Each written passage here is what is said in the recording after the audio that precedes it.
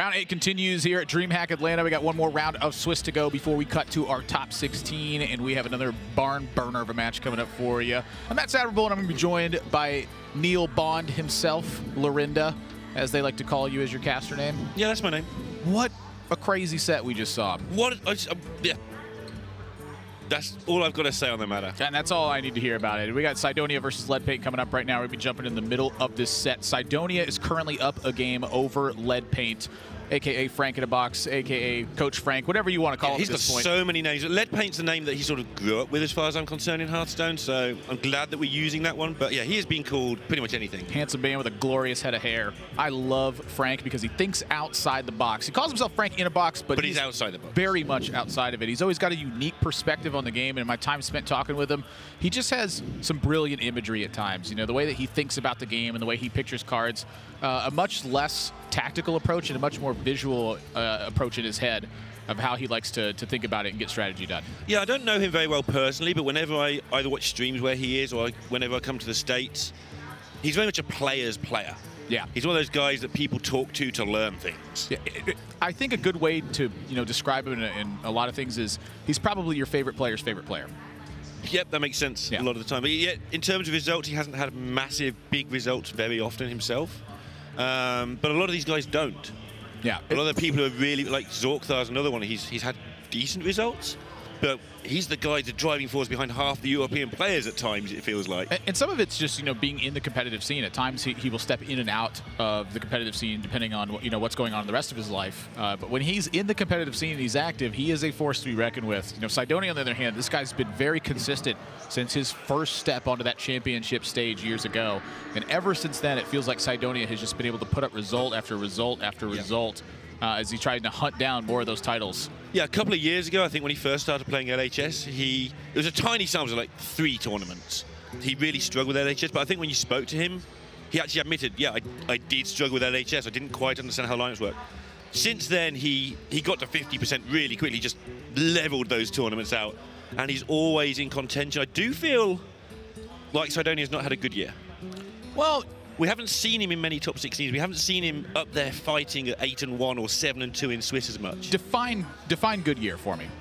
I haven't actually got the numbers in front of me for once in my life, but sort of sitting there on 6 and 3s and not quite making top 16. And that sounds pretty good. I mean, we're talking, he's a player that I associate with being one of the tier 1 guys or just below that tier, always up there. And I feel like his results have been slightly below that this year. Yeah, so not good for him. I'd take his results. Thank you. Can I have swap results with Cydonia this year? Yes, please. I'd love to. Not up to what you would have expected from a player of his caliber. Right, exactly. Gotcha. And yeah, that can be just literally 4 or 5 matches over the series of the year that turn the difference between a top 32 into a top 16. Oh, yeah. And who knows what happens when you get there. They are small margins, but something like Cydonia this year, I feel that he could really do with this one to finish out the year. Talk about the list a little bit here. Leadpaint has brought even Paladin to the table. He's brought Quest Rogue as well in that Rogue slot. He's got himself a copy of the Shutterwalk Shaman, and that Warrior is, you guessed it, it is Odd Warrior. Over on Cydonia's side, Odd Warrior, Shutterwalk Shaman, Death Rattle Hunter, and Malagos Druid were the 4 that were brought to the table. You see that the bans are out here. Cydonia had Shaman banned away, Leadpaint had Rogue banned away, and Cydonia is going to be on Druid for this game. That's the first game that he took down with that Malagos Druid. And it's pretty standard looking list. Copy of the Lich King at that top end, and then pretty much what you'd expect down below. 2 Ferocious Howl, 1 Mind Control Tech in the flexible slots.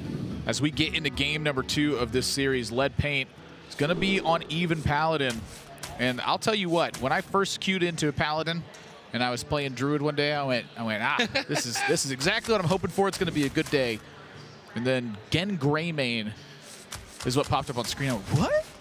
What's this control deck I'm about to face? Hang on a second. That's not the way this deck works. They proceeded to coin out a Corpse Taker against me, Blessing and Kings it up, and make quick work of me in that particular game. What's your take on this matchup, and what's been your experience in it so far? I mean, even Paladin is just something that until last week had just completely evaded me. I've got to be honest here. It's a deck I knew of. It's a deck that when I played it on ladder, I beat it, so I didn't care about it. It's a deck that when I played it, didn't win, so I didn't care about it. But obviously it's come about for a reason, and a large chunk of that reason does seem to be Druid. I think it's fine. This is why even Paladin's being played. I think it's something you were saying earlier. I still need to see more of Even Paladin to be convinced, but the fact it's just in more and more of these top lineups, along with Odd Warrior as it happens, it's got to be doing its job right. So are you a believer or a non-believer in the Even Paladin? Are you Team Odd or Team Even? I prefer the Odd. You would. I don't... I set you up for that one, I'm sorry. No, the thing with the Even here is I don't feel... I was going to say that regardless what answer you gave. I know you were. Of course you were. I know how you were, young man. I've met you before. I don't feel you get enough out of the hero power to merit stifling your creativity in the deck. Okay. You've always got a 1-1, so it's great. Turn 5, you can play a 1-1 and a Blessing of Kings guaranteed, that sort of thing. I get it. I understand why it's like that. I just feel that you're probably better off just building a nice Paladin deck. Putting some good cards in. And not having Wind Fury Harpy to rely on. Whoa. I got nothing there. I mean... That's just how my instincts kick in. Obviously, there are top players doing well with it in a big tournament here. Obviously, I'm wrong, but you ask me what I think and how I feel. I mean, you make a good point. It's got a Wind Fury Harpy in the deck. It's like... You're not kidding. You can make the deck with some odd cards as well. Now, Wind Fury Harpy, of course, is there for the Corpse Taker package. To go alongside of that, Leadpaint has chosen to include Crystal Smith Kangor as the lifesteal option there. A number of Divine Shields available in the deck. And, of course, Taunt. Of course. Saronite Chain Gang. The Lich King. We've used this phrase probably a little bit too much, but it feels like a really good arena deck. This will be good. I don't think we use that phrase too much. No? I don't think so. I've got Argent Protectors and Wind Fury Harpies in my deck. I'm playing an arena deck at this point. Well, what if you got Corpse Takers and Blessing of Kings and Sunkeeper Tarum and Lich King in your deck, though? I then I'm going to hit my opponent for a lot of damage on turn 5. Yeah, it doesn't feel so much like an arena deck at that point. You know, sometimes I queue up against those quote-unquote good arena decks, and I go, what the... What? Yeah. What? What the? Also, I think that it's found a niche in the meta, and decks can sometimes be very good for a very short period of time until the next tournament, which is DreamHack Winter in a couple of weeks, where people have had time to go, okay, Even Paladin's a thing, and it might just get completely shut down. It's definitely possible, but, you know, Last Hero Standing being the format for DreamHack, you know, we're so used to talking about Conquest and, like, one deck getting shut out. That's just not how the format, you know, ends up shaping up. It's so much about counter-queuing and building a lineup that is deliberately strong against styles and having counter decks that shore up the weaknesses of what the traditional counters that you're looking for do. And it certainly fits between sort of several styles and can counter things. So yeah, it's certainly doing a good job right now in this meta. Cydonia, it's such an important minion to kill as Corpse Taker. It's probably the most dangerous minion in the deck. Yeah. It's actually another thing I don't like about the deck is I think if you don't draw Corpse Taker, it doesn't look like a good deck sometimes. Yeah, but what if you're down to 16 when you're on 5 mana turn and Leadpaint's still got a minion on board? Then it looks like a good deck. Yeah, what about it when that's Blessing of Kings and then, you know, about half more of your life gets chopped away? Then it looks like a really good deck. Okay, now what if you're Cydonia and you have Ferocious Howl to gain some health and another Spellstone to follow that up so that maybe you stabilize? Then I'm taking 8 more.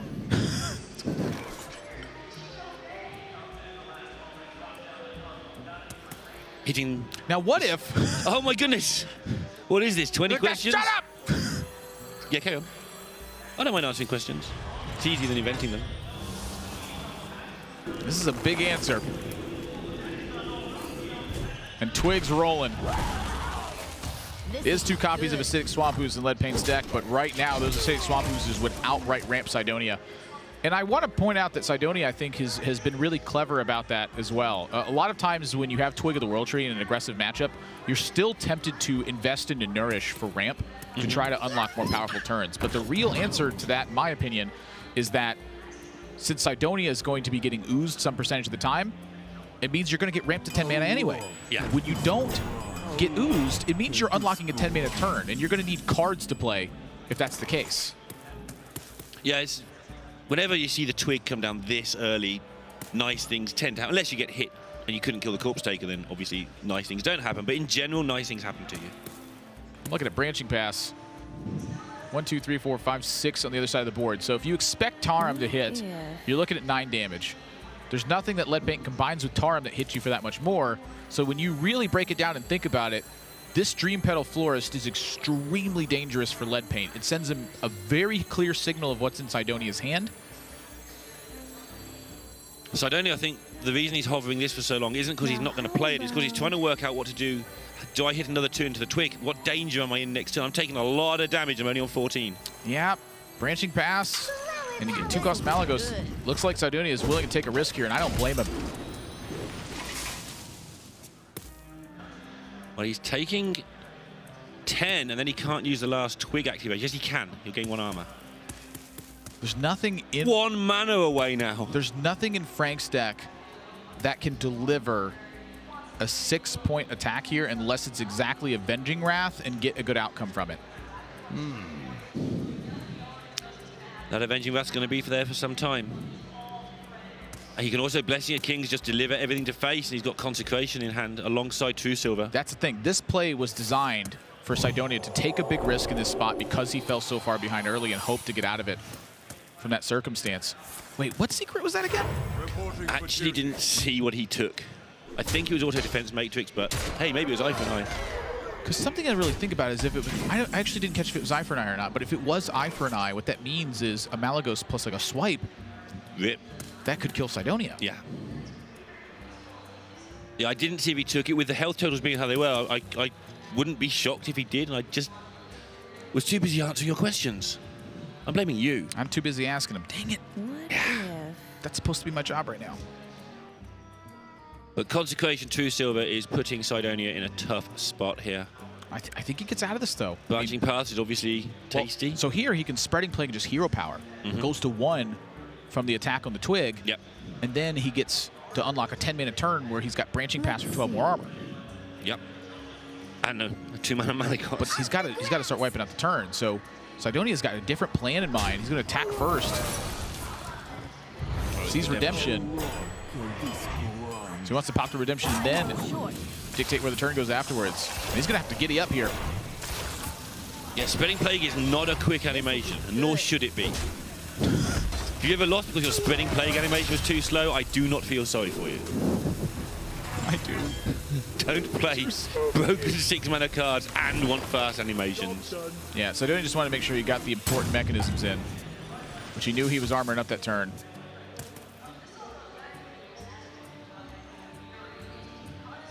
Just work out his time. Quality Consecration here would be 11 damage.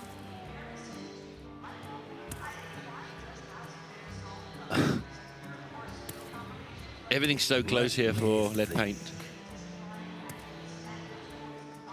But close is not going to be good enough with Malagoses and Ferocious Howls and Malfurions and cards running out.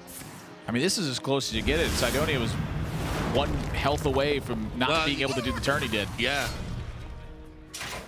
And suddenly it's looking like he's got a massive lead now with Malfurion in hand, with another Ferocious Howl here, with Leadpaint getting his board isolated down to a single minion. By the way, there's a 0-cost Malagos in hand. Just for whenever he's ready, yeah. Ferocious Howl Malfurion looking fun. And Frank looks worried. Yeah, he does. Excuse me, Leadpaint.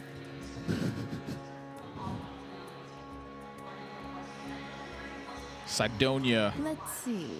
I mean, the way that this panned out was just about as close and picture perfect as you could make it, down to 1 health recover.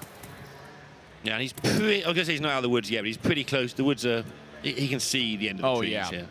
And he can't just see, he's just chopping through the forest to get out sooner. Branching Paths, just another safety net in his hand for if he needs to. Life is over. He's thinking about making the poisonous. A minute ago, he'd have killed for 1/5 taunt. Now he's like, well, I might make some poisonouses. Could you be thinking about drawing more cards here, too? I mean, you know, with Wild Growth and the Branching Pass, you do have a lot of gas in hand to go for this, but honestly, I don't mind the poisonous either. I mean, you have so much health at this point with Leadpaint, you know, presenting so little against you. My thought is, why not take the risk to try to buy the tempo? Glass Knight.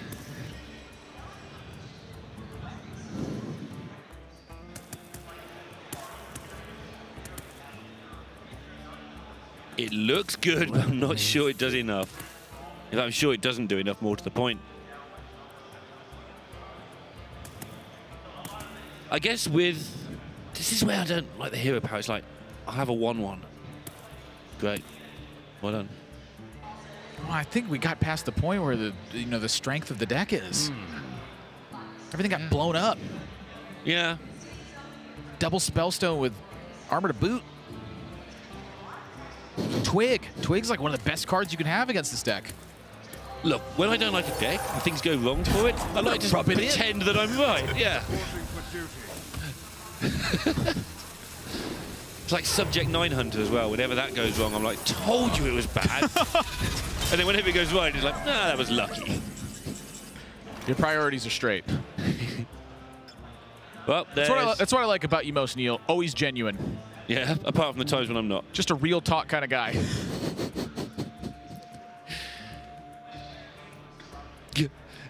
This card's good. Gain 14 health or do 14 damage. Take a pick. I'll play that card. It's like it can never heal as much as it can deal damage. Except for now.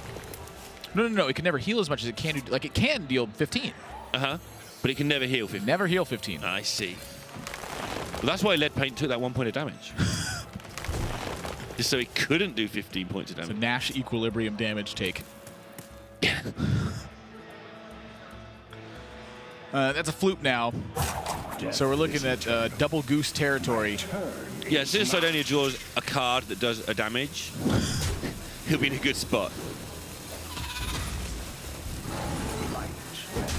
Wow. Okay. I mean, I guess the 1/1s do add up to more damage over time. You do have to think about Sunkeeper Taram. A bird just flew by my head. What the heck? I didn't see that. We're getting... What? Yesterday, there was like something else flew by my head. Like, what's going on? I know you guys can't see. Like, a bird just literally flew by my head. I'm freaking out. The whole of the first match flew by my head. I still don't know what Tyler was doing for the entire match. You sure it wasn't just like the birds behind? No, I'm positive it was an actual bird. Wow. Looked like a little sparrow. Yeah. Not much for Frank to do this turn. Set the Valenier. Attack. Cydonia in the hunt. My thoughts are plagued. For damage.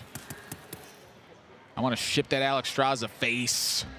Yeah, I don't see how Leadpaint's going to get this done, but because Cydonia is playing sensibly and carefully, Leadpaint doesn't know what's in the hand. Yeah, for all he knows, this might just be a handful of MC techs and gubbins. Gubbins? Yeah, just rubbish. Oh, is that what that means? Yeah, just stuff. British terms are so strange to me. Yeah.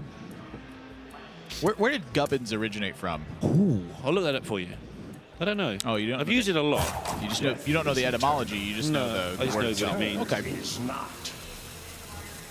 The truth is, whenever I go for this sort of thing live on air, sometimes you find out it's inappropriate. The word isn't, but the etymology can be sometimes. Ah, gotcha. I've just never heard it before, so I have no idea. You need to watch more of my casts. Or cast with me more.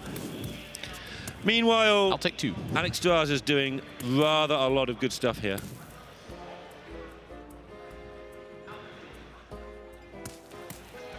Sorry, I need to look back at the screen. I'm trying to find this bird. Oh, it flew by. I mean, it's a bird. It flies. Okay, well, that's good. Yeah. Crystal Smith Kangor, I will say, is looking a lot better in this spot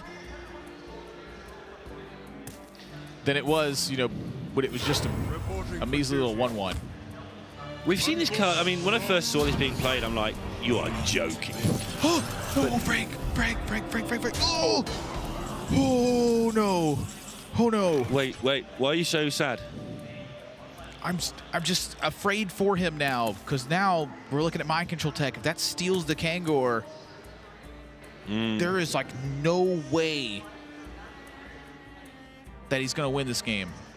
But maybe if he doesn't get the board pretty big, he doesn't win the game anyway. Plagued. I don't know. I mean, Kangor heals for 10 right now.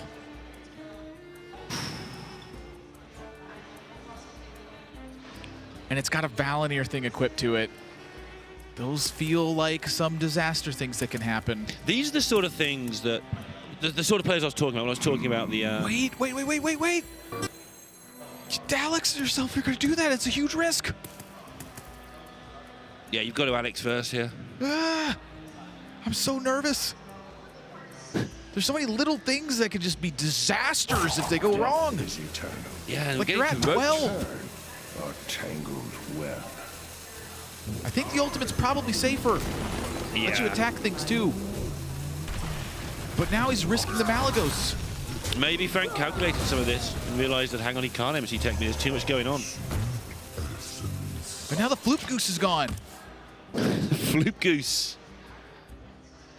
Oh, there's some more damage over 2 turns here for Leadpaint.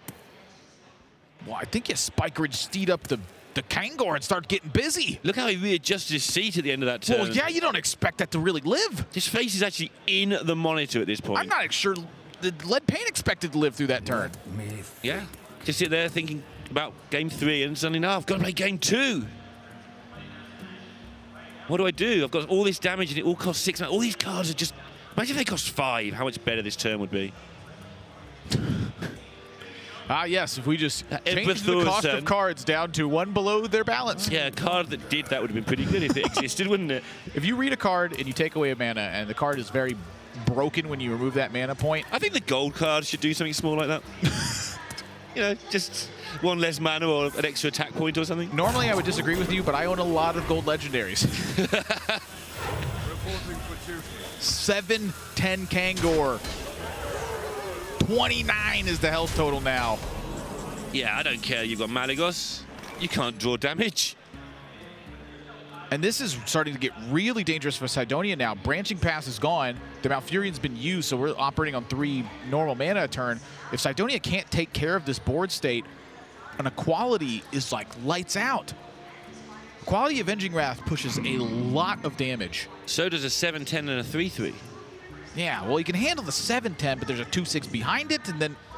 Ooh, so there's a lot going on in this turn. And how has Cydonia got into this pickle? Well, that's a great question. I think his hand was kind of a mess after he used the Twig and Nourished. He's yet to find damage cards. Yeah, there's damage cards in this deck, right? It's not some sort of... I think there are. Like, I'm just playing a 4-12 dragon for fun kind of deck. Death is eternal. My turn is not. Always amuses me when you see decks that have been submitted incorrectly and they're amusingly bad. When all the people submitted Odd Paladin with... After the arms nerf. Cydonia's got to get busy here, too. Honestly, I respect this. A lot of damage has been made up at this point from the Kangor. It's been sitting through. It's time for Leadpaint to make something happen here. I think he's got to start ripping spells. Consecrations and Avenging Wraths look like there's lethal possibilities here. It's possible. Down to 8. Yeah. All right, hold tight, everybody. I don't know if it's better after or better before. You need to know where to put the 1 from your minion, so you wait. That's enough. Wait, no, it's not. It's not. I lied. I was looking at 5. And 5 looked like enough. Yeah. That's the armor count. Leadpaint did the same thing. This is why you do it last, though. Now you know you've got to put the 1 into the minion, not the face. Well, here's the thing. If you Avenging Wrath there and you hit the little guy twice, and then you hit face once, is that enough? I'm almost out of cards. It works out the same. Because you miss a point of minion damage that way. Yeah, you're right. So he does have to hold on. That's a damage spell. So I don't know, that's got damage spells in his deck, but he's going to take so much next turn. What went wrong?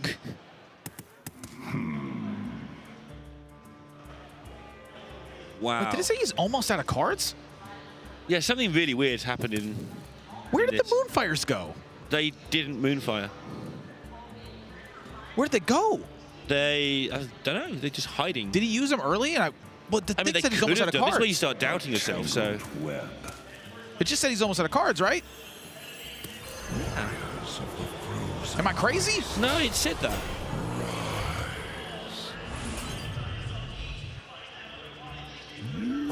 Did we miss him using the Moonfires early? We must have done.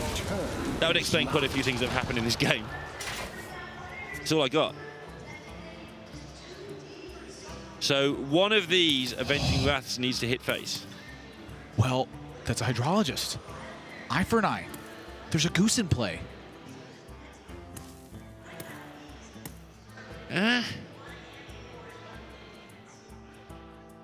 Let me think.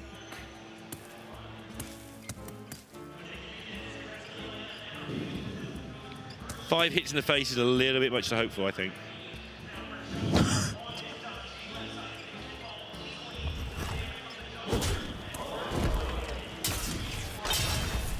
Oh, here we go.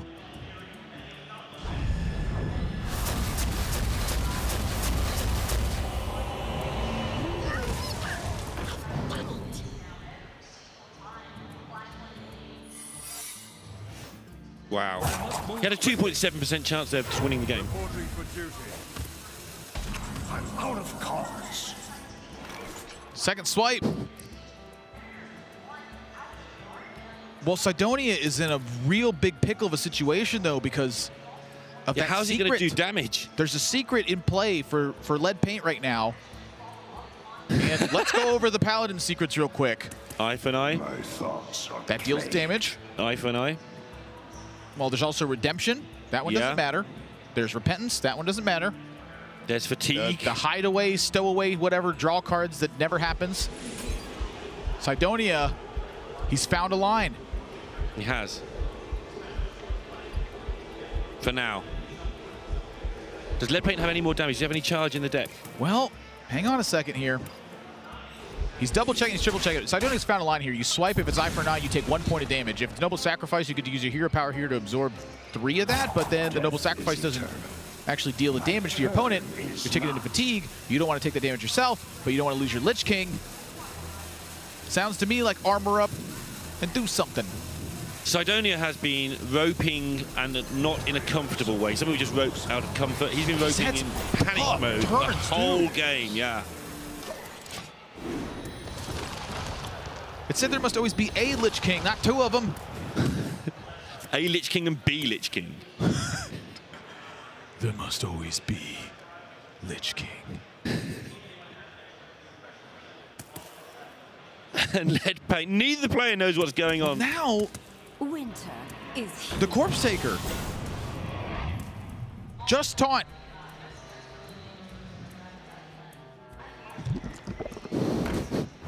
Big ooze. It's time for a little blood. Oh, Reporting for He duty. pressed the button. no.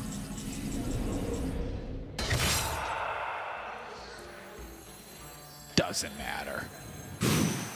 Cydonia found the line last turn that kept him alive with this, with the swipe onto the minion, so that eye for an eye would not be a lethal blow, and then he could still potentially have the damage to deliver lethal here. Cydonia got it played done this now. really well from a tight spot. And takes a deserved but terrifying 2-0 lead. Yeah, my goodness, that game was so tight for Cydonia. It felt like he was over in like 6 turns, then it felt like he was over the other way after 9 turns, and here we are in fatigue, and it's like both players are face in monitor trying to work out what on earth is going on. So that's what we missed early on when we were jabbering about their, the players. Yeah. Is that Moonfires is what helped them clear out the board positions. Yeah. Okay. Well, that'll teach us a jabber about the players. Yeah, they'll teach us to tell stories that keep you interested. Yeah. Well, I hope that bird's happy. We're looking away, look at the bird, Miss Moonfires. I'd forgotten about it until you just said it I'm again. terrified. Shudderwalk Shaman, the last deck for Leadpaint. All right. Pretty stock list. This one, I feel like, has not changed in about 7 years now. We got to the build, and they just went, nope, stop, it's done. That's exactly how we want it. Meanwhile, this guy's toasted on his opening day stream. There's some Shudderwalk out there somewhere on a PC just plugging away with whatever he put in there on day 1, waiting for the animations to finish. That's a Twig and a Nourish. That seems pretty good. Yeah, those are 2 vital cards. Now, this matchup, I really want to say that it's Malygos Druid favored. And the reason I want to say that is because Malygos Druid finds its stuff a lot faster than Leadpaint does. Yeah, I mean, we use the term a lot, but it is a race. Whenever Shudderwalk plays, it's pretty much always a race, unless it's against a really aggro deck with control. And Druid is just the race class. It's what it does. It races in every regard so well. feel like one of the most effective ways I've seen Shutterwalk be able to win this matchup is with actual pressure. A lot of times that involves Keliseth early on and then a string of minions to be played afterwards. This will be good. Leadpaint did have that 2.7% chance with that Cinderstorm last game. Big Cinderstorm. So yeah, Avenging Wrath. I was just reading from my chart. Yeah, Avenging Wrath is just big Cinderstorm. That's what it does.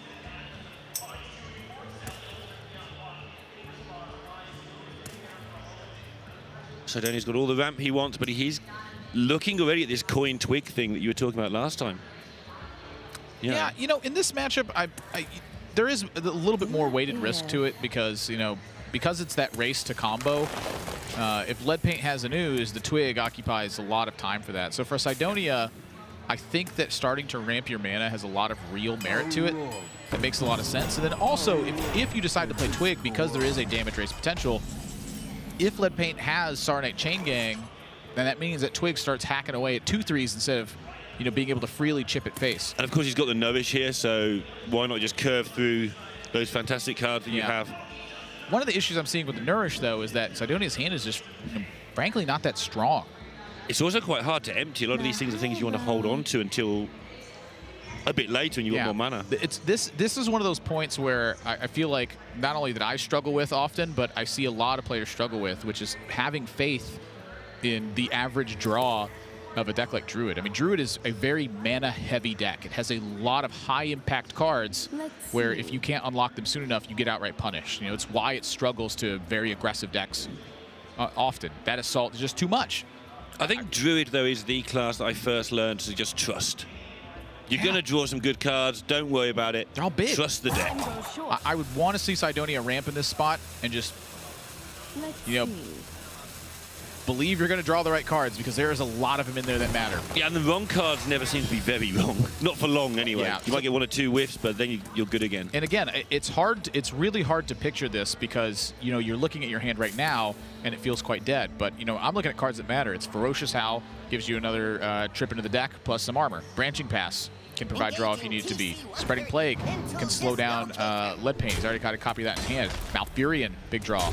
Lich King, big draw. 2 Ultimate Infestations. I mean, you know what? MC Like a third of his deck does something impactful, and he's not really under pressure. He's got plenty of time to make it happen. Yeah, and even the whiff here, look how good this whiff is. Yeah, if you steal Acolyte of Pain here, you're pretty golden.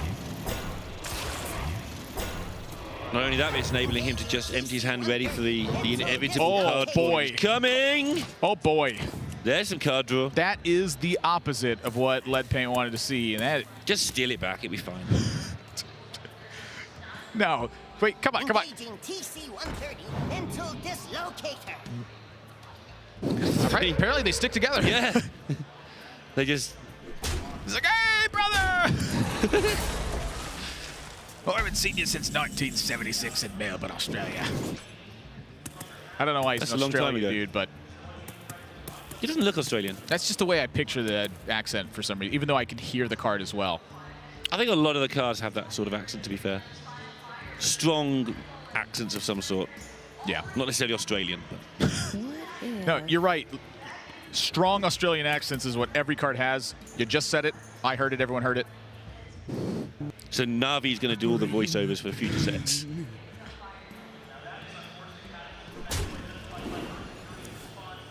The Lich King. Yeah, I mentioned a couple of these cards being big draws, and they're Yeah. showing up. Yeah. That tends to happen when you also steal an opposing Acolyte of Pain and get a free draw from it. Cydonia's got a wealth of options here. Just a reminder, it is 5 and 2 for both these players. Loser goes home. Winner has to win one more match. There are tiebreaker considerations on both those things, but Yeah. pretty much that's the equation. Well, right now, Cydonia, you know, he's one game away from closing it. Leadpaint, he basically needs to win 2 more matches to make this happen. Down 0-2. He's got to win 3 straight. yeah, who does that to, eh? And the Lich King just got slammed. That's the Death Grip one, right? I think so. I'm not very good with the the hand. They all look sort of purple and hazy. I'm telling you, Death Grip and Obliterate look exactly the same. So many people call me out on this. I challenge you to explain to me the difference. Well, one of them costs 2 mana, And so does the other one. It's just the golden animation to me on both of them. It just looks identical. Like, I don't know. Something's wrong with my head. I have trouble with Hex and Farsight. I have different mana costs. Because Hex used to cost 3, I see Farsight, I go, that's a Hex. You gotta stop living in the past. Back in the 90s. Only 80s kids will get that. Yeah.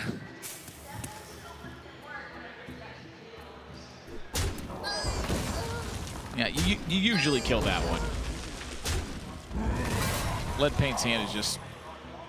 it was looking like he had a real opportunity. It looks like, you know, things were going to go okay, and then just the Acolyte paint got stolen, and suddenly it's in shambles. Well, this is when Shudderwock doesn't look like a good deck. When he just has a collection of cards. He's supposed to have like 2 extra right now, though. The mind control tech stole that away. They tried to get... He did come back. But even the cheap cards in Druid, like, it just, the whole deck is just supposed to be things that can be high impact.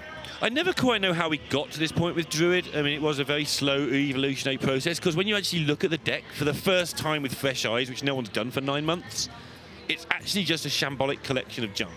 Yeah, you just look at it and you're like, what? Why is this powerful? You're like, I don't get it. But it's been tuned and retuned so many times that everybody knows why the cards are there. Like the Alexstrasza was originally there to protect your twig loss when your twig got blown up. And so on and so on. And bits and pieces just got added onto the sides. And eventually they went, you know what, all these cards are just kind of good. Let's just put them all in here. But you couldn't build this deck having never seen the original state of the deck just from scratch.